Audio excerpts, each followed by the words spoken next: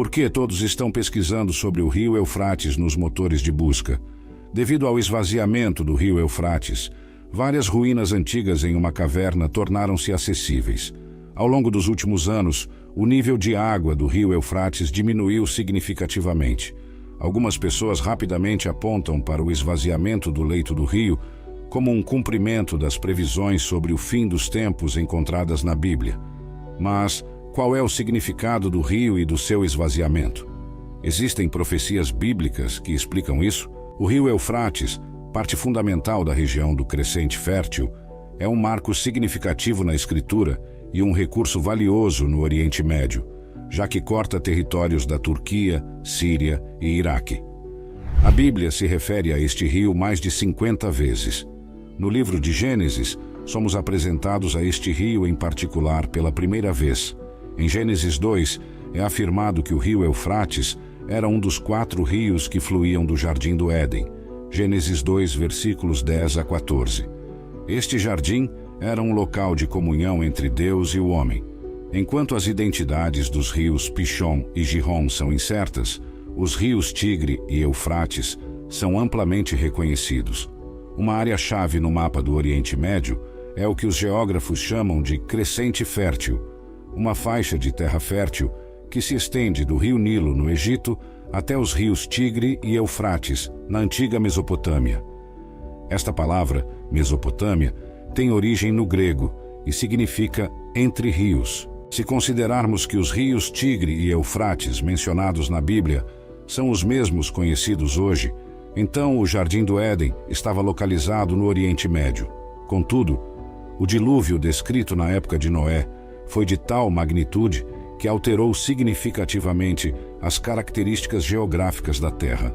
Portanto, o rio Eufrates mencionado em Gênesis pode ter sido modificado ou até mesmo perdido. Talvez os rios atuais, como o Eufrates, tenham sido nomeados em homenagem a rios pré-diluvianos, assim como vemos cidades modernas nomeadas em referência a locais bíblicos, como Belém, na Pensilvânia, nomeada após a cidade judaica.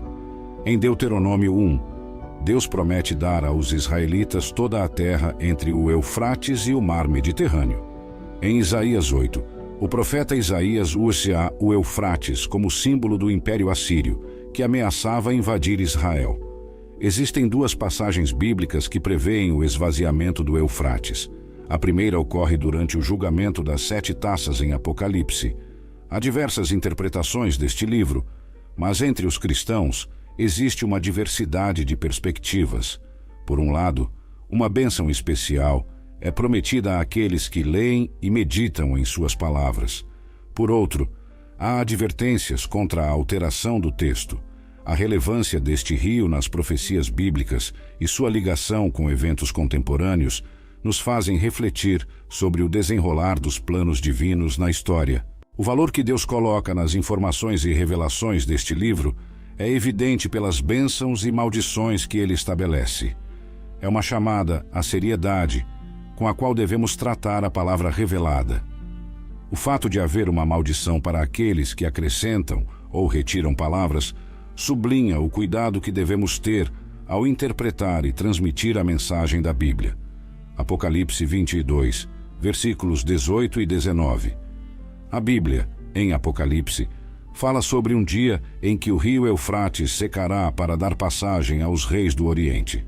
Este rio é particularmente mencionado em Apocalipse 16, que faz parte da seção que se refere ao futuro próximo do livro. Para entendermos Apocalipse, é crucial ter em mente sua estrutura. Apocalipse 1 a 5 refere-se ao presente. Apocalipse 6 a 16 refere-se ao futuro próximo e Apocalipse 20 a 22 ao futuro distante.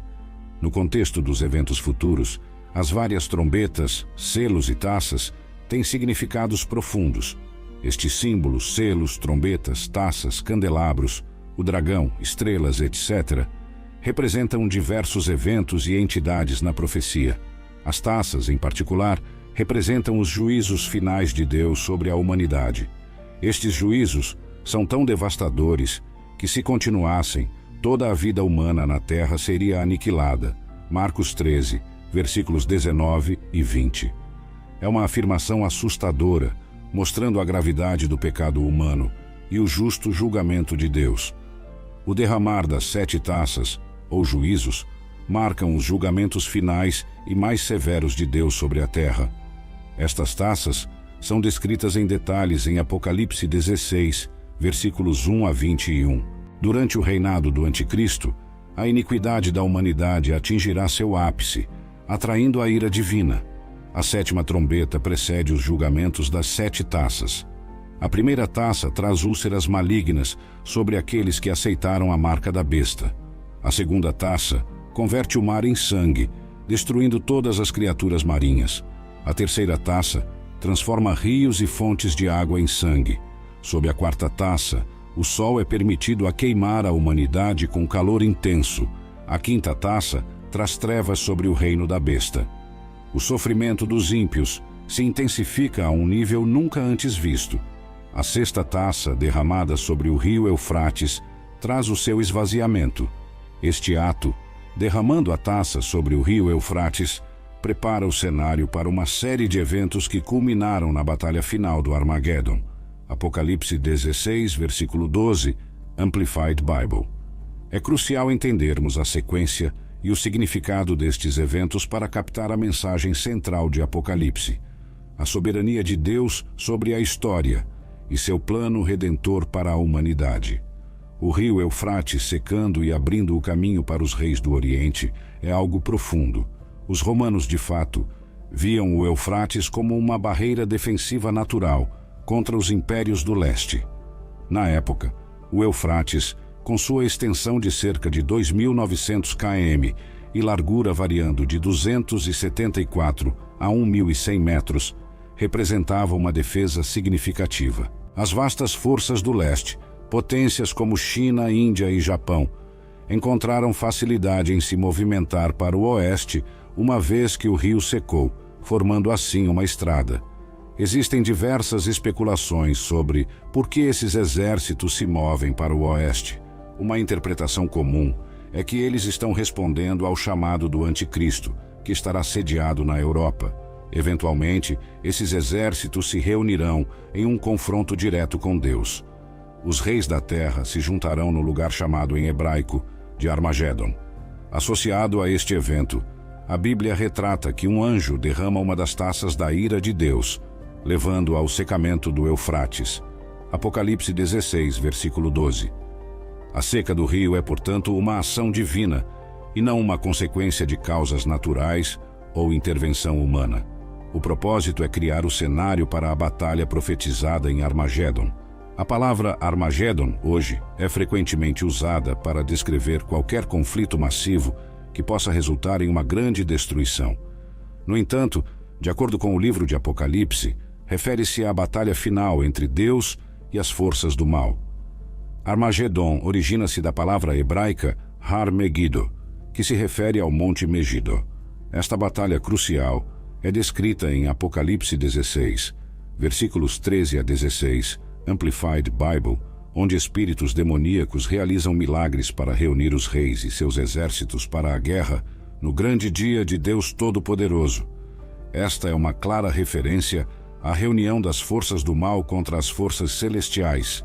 Nesse contexto, Jesus retorna e a batalha que ocorre em Armagedon resultará na derrota total dos inimigos de Deus. Apocalipse 16, versículos 17 a 20.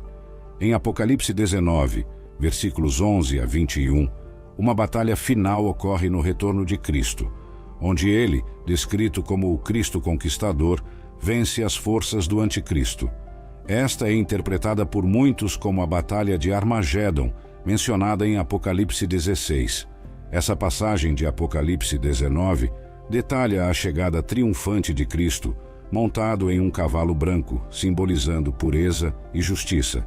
Ele é descrito como fiel e verdadeiro, e sua chegada marca o clímax da luta entre o bem e o mal, onde o mal finalmente é derrotado. Suas características, como olhos flamejantes e muitas coroas, sublinham sua autoridade divina e poder. As coroas reais representam a autoridade e soberania do Cristo conquistador. Em meio a este cenário, Ele traz um nome que é tão sagrado e misterioso que ninguém, exceto ele próprio, pode compreender. Apocalipse 19, versículo 12. Vestido com uma túnica ensopada de sangue, ele é reconhecido como a Palavra de Deus. Atrás dele, os exércitos celestiais seguem, vestidos de linho fino, puro e resplandecente, montados em cavalos brancos. A espada afiada que sai de sua boca é uma representação da Palavra de Deus, que é poderosa e decisiva, podendo destruir nações. Hebreus 4, versículo 12. Ele reinará com justiça, exemplificada pelo cetro de ferro, e o seu julgamento será definitivo e firme. O anjo proclamando aos pássaros é uma imagem forte, sugerindo que o julgamento sobre os iníquos é tão certo que até mesmo as aves são convidadas a participar do banquete que se seguirá. Apocalipse 19, versículos 17 e 18. Na visão do Apocalipse, vemos os líderes da terra, influenciados por forças malignas, reunindo-se para guerrear contra o Cristo e seus exércitos celestiais. No entanto, a vitória do bem é clara e resoluta. O anticristo e o falso profeta, figuras centrais do mal, são lançados vivos no lago de fogo. Apocalipse 19, versículo 20. A localização exata de Armagedon tem sido objeto de muita especulação. Embora não exista uma montanha chamada Megido, a região ao redor da planície de Megido, a norte de Jerusalém, é frequentemente apontada como o provável local do confronto final. Esta área tem uma longa história de conflitos, servindo como palco para batalhas de diversos impérios. De acordo com a narrativa bíblica, influências demoníacas mobilizaram os reis da terra para esse embate final. No entanto, no clímax deste conflito, Jesus Cristo retornará triunfantemente. Pousará no Monte das Oliveiras e estabelecerá seu reino milenar na terra, conforme detalhado em Zacarias 14, versículo 4 e Apocalipse 20, versículos 1 a 6. No evento de Armagedon, veremos a justa ira de Deus desencadeada contra as forças do mal, restaurando a justiça e a retidão no mundo. Este não é apenas um conflito terreno, mas uma batalha espiritual e cósmica que determinará o destino da humanidade e da criação. Em suma, o secamento do rio Eufrates e a subsequente batalha de Armagedon estão intrinsecamente ligados na profecia bíblica. A seca do rio é uma preparação, um prelúdio para a grande batalha. Este evento serve como um marco, um sinal inequívoco de que o confronto final entre o bem e o mal está prestes a acontecer, culminando em uma era renovada de governo divino e paz,